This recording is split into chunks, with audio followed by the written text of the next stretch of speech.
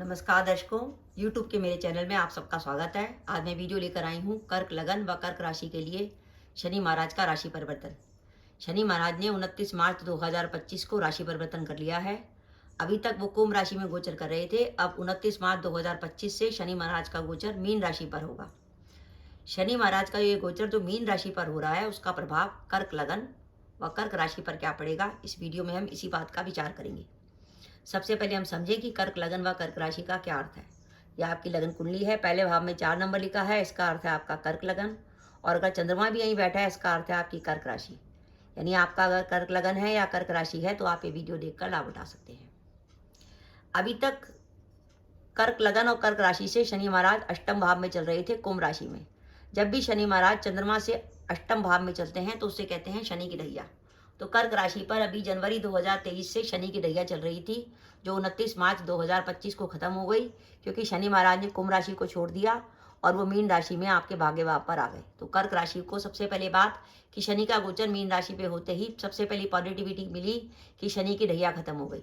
शनि की ढैया का अर्थ होता है कि शनि महाराज आपके चंद्रमा से अष्टम में गोचर करते हैं, जो मानसिक परेशानी देते हैं, काम को लेकर चिंता देते हैं, क्योंकि कर्क लगन से शनि महाराज अष्टमेश होते हैं। शनि महाराज अष्टमेश होकर आपके दशम भाव को देखते हैं। अष्टमेश जब दशम भाव को देखता है तो काम को लेकर चिंता होती है, नौकरी में बार बार बदलाव की इच्छा होती है, आप व्यापार में बार बार बदलाव करते हैं, आपको नौकरी में स्टेबिलिटी नहीं लगती, व्यापार आप शुरू करते हैं तो उसमें उतार चढ़ाव आता है, क्योंकि अष्टमेश गोचर में आपके दशम भाव कर्म भाव को देख रहा होता है। लेकिन अब अष्टमेश शनि अपने अष्टम भाव से हट गए और अब वो आपके भाग्य भाव में आ गए और अब उनकी दृष्टि आपके लाभ भाव पर हो गई। यानी अष्टमेश का लाभ भाव को देखना कि अचानक आपके लाभ प्राप्ति की संभावना बनती है। तो कर्क लगन व कर्क राशि के लिए शनि महाराज का भाग्य भाव में गोचर अच्छा रहेगा। शनि महाराज सप्तमेश होकर भाग्य भाव में गोचर करेंगे। सप्तम भाव आपके जीवन साथी का, पार्टनरशिप का होता है। जीवन साथी के माध्यम से आपको जीवन साथी का सहयोग मिलेगा, दाम्पत्य सुख पूरा मिलेगा। और पंचम जो नवम भाव है वो धार्मिक कार्यों का होता है। शनि महाराज का जब गोचर मीन राशि में होगा तो जब तक शनि महाराज यहाँ मीन राशि में रहेंगे 2027 तक, तब तक आपके घर में कोई ना किसी प्रकार का धार्मिक कार्य होगा। और शनि क्योंकि अष्टम में चल रहे थे और शनि की ढैया चल रही थी, इसके कारण पिता के स्वास्थ्य को लेकर चिंता थी। तो अब शनि की ढैया हट जाएगी तो आपके पिता के स्वास्थ्य में सुधार होगा, दाम्पत्य सुख आपको अच्छा मिलेगा।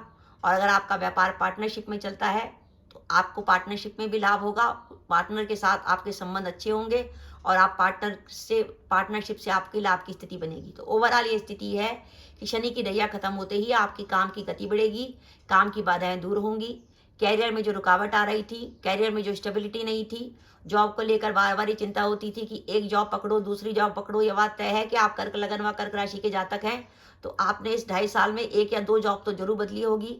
और उस जॉब में भी आपको लगा होगा कि आज छोड़ दूं, क्योंकि अष्टमेश आपके दशम भाव को प्रभावित कर रहा था।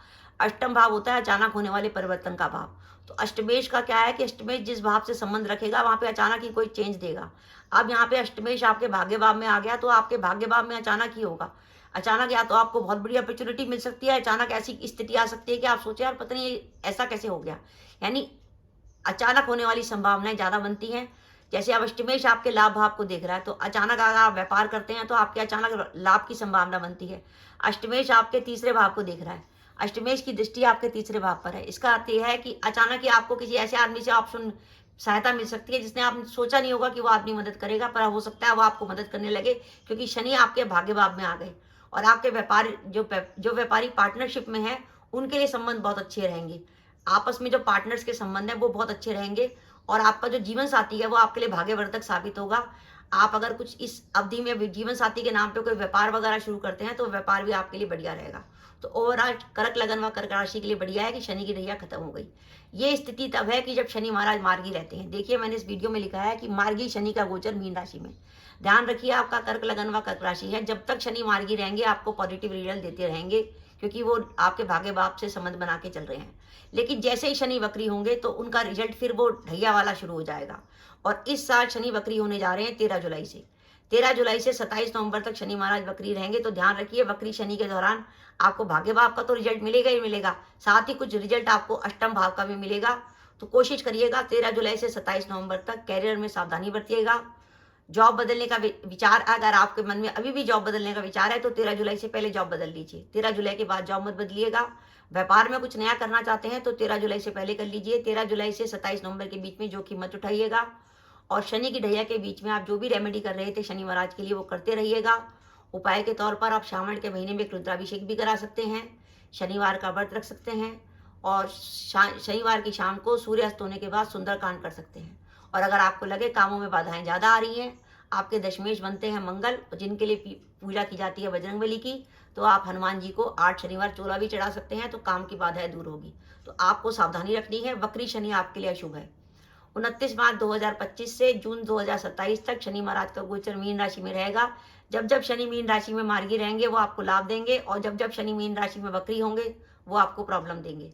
तो इस साल की जो प्रॉब्लम है वो 13 जुलाई से 27 नवंबर है। ओवरऑल पिता के स्वास्थ्य में सुधार होगा, दाम्पत्य सुख अच्छा मिलेगा, पार्टनरशिप में लाभ होगा। अब ये स्थिति तो मैंने आपको तब बताई कि आपका कर्क लगन व कर्क राशि है और आपके भाग्य भाव में कोई ग्रह नहीं बैठा हुआ। भाग्य भाव आपका खाली है, वहाँ खाली मीन राशि लिखी हुई है। अब मान के चलिए कि आपके भाग्य भाव में कोई ग्रह बैठा है, तो उस स्थिति में जब शनि महाराज उस ग्रह के ऊपर गोचर करेंगे तो आपको क्या रिजल्ट देंगे। अब हम मान के चलते हैं आपके भाग्य भाव पर अगर सूर्य, मंगल या केतु में से कोई ग्रह बैठा है, या तो मीन राशि का सूर्य है, मीन राशि का मंगल है, मीन राशि का केतु है। ये तीनों ग्रह शनि महाराज के दुश्मन है। सूर्य पिता के कारक है। जब शनि महाराज सूर्य के ऊपर चलेंगे तो आपके पिता से मतभेद हो सकते हैं, पिता के स्वास्थ्य को लेकर चिंता हो सकती है। सूर्य सरकार के कारक है, सरकारी अधिकारियों से विवाद हो सकता है। शनि महाराज मंगल पे चलेंगे तो शनि महाराज की मंगल से दुश्मनी है। शनि और मंगल का जब संबंध आपका गोचर में बनेगा तो आपको कैरियर में परेशानी आ सकती है। ऑफिस में आप किसी प्रकार की राजनीति के शिकार हो सकते हैं, उच्च अधिकारी नाराज हो सकते हैं। और शनि महाराज का गोचर अगर केतु पे चलेगा, अगर मान लीजिए आपके कर्क लगन में नवम भाव में केतु है आपके मीन राशि का, और उस पर अगर शनि महाराज का ट्रांजिट हो रहा है, तो केतु का काम क्या होता है, किसी भी चीज को हटा देना। तो केतु सबसे पहले आपका मन हटाएगा कि मैं नौकरी बदलो आप, या व्यापार जो करे उसको छोड़ो दूसरा करो। केतु की टेंडेंसी है वो हर काम को छोड़ने की इच्छा जागृत करता है, जैसे केतु में वैराग्य की भावना होती है। तो इस तरीके से ध्यान रखिएगा। अगर आपके भाग्य भाव में सूर्य है तो सूर्य के लिए गाय को गुड़ दीजिए हर रविवार को, और रोज सूर्य को जल चढ़ाइए। मंगल के लिए हनुमान जी की उपासना कीजिए, और केतु के लिए कुत्ते को रोटी खिलाइए। रोज रोटी खिलाइए, दूध खिलाइए, पेडिग्री खिलाइए। तो इस तरह के आपको ध्यान रखना है। अगर आपके भाग्य भाव में सूर्य, मंगल, केतु हैं तो कैरियर में परेशानी आ सकती है, पिता से मतभेद और नौकरी पर संकट आ सकता है। अचानक आप नौकरी बदलने की कोशिश कर सकते हैं, या नौकरी को लेकर कोई खतरा खड़ा हो सकता है, उच्च अधिकारी आपसे नाराज हो सकते हैं। ये तो ही नेगेटिविटी। अब पॉजिटिविटी की संभावना कब बनेगी, बाई चांस आपके भाग्य भाव में बुध, गुरु या शुक्र बैठे हैं। जैसे मान के चलिए भाग्येश शुक्र स्वराशि का, भाग्येश गुरु स्वराशि का बैठा है, या लाभेश शुक्र आपके भाग्य भाव में बैठा है, या बुध बैठा है। बुध, गुरु, शुक्र अगर आपके भाग्य भाव में बैठे हैं और उन पर अगर शनि का गोचर हो रहा है तो आपके लिए बहुत शुभ है। इतना शुभ है कि आने वाले 2.5 साल आपको जिंदगी भर याद रहेंगे। कैरियर में आपको नई अपॉर्चुनिटी मिलेंगी। अगर आप लंबे समय से जॉब की तलाश में थे, जॉब मिल जाएगी। आपको इंटरव्यू देते हैं इस अवधि में, इंटरव्यू बढ़िया रहेगा। एजुकेशन के लिए बढ़िया रहेगा, व्यापार के लिए समय बढ़िया रहेगा। आपको धन लाभ होगा। कहीं आपका पैसा रुका हुआ था वो पैसा भी आपका आ सकता है। और बाई चांस मान के चलिए आपका जन्म का शनि ही मीन राशि का है और उस पर शनि का गोचर हो रहा है तो सावधान हो जाइए। जन्म के शनि पर जब शनि का गोचर होता है तो शनि महाराज मेहनत बहुत कराते हैं, और ये गोचर स्वास्थ्य के लिए अच्छा नहीं होता। इसका मतलब है कि आपकी कुंडली में जन्म के शनि पर शनि का गोचर होने का मतलब है कि आपकी कुंडली में शनि महाराज ने एक राउंड पूरा कर लिया। तो इसके अलावा अगर बाई चांस आपके भाग्य भाव में राहु बैठा है और उस पर शनि का गोचर हो रहा है तो राहु विदेश का कारक है, और भाग्य भाव भी विदेश का कारक है। तो आपका विदेश से जुड़ा कोई भी काम हो सकता है। आप अगर कर्क लगन व कर्क राशि के जातक हैं, विदेश से जुड़ा कोई काम करना चाहते हैं, विदेश यात्रा करना चाहते हैं, या आपका कोई बिजनेस विदेश में फैला हुआ है, तो ये शनि का गोचर आपका जो राहु पे होगा वो आपको विदेश से जुड़े काम में सफलता दिलाएगा।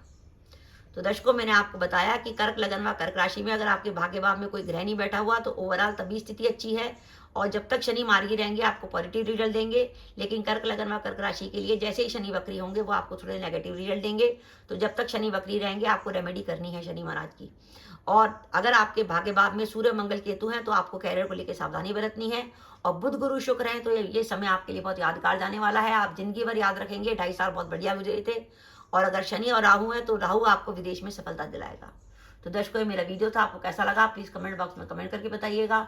इसके साथ ही अगर आप मेरे चैनल पर पहली बार आए हैं और आपने मेरे चैनल को अभी तक सब्सक्राइब नहीं किया तो कृपया मेरा चैनल सब्सक्राइब कर दें। साथ ही बेल आइकन को भी दबा दें, जिससे जब भी मैं अपने वीडियो अपलोड करूं उसकी नोटिफिकेशन आपको मिल जाए और आप मेरा वीडियो देख सकें। इसके साथ ही नमस्कार दर्शकों, जय माता दी।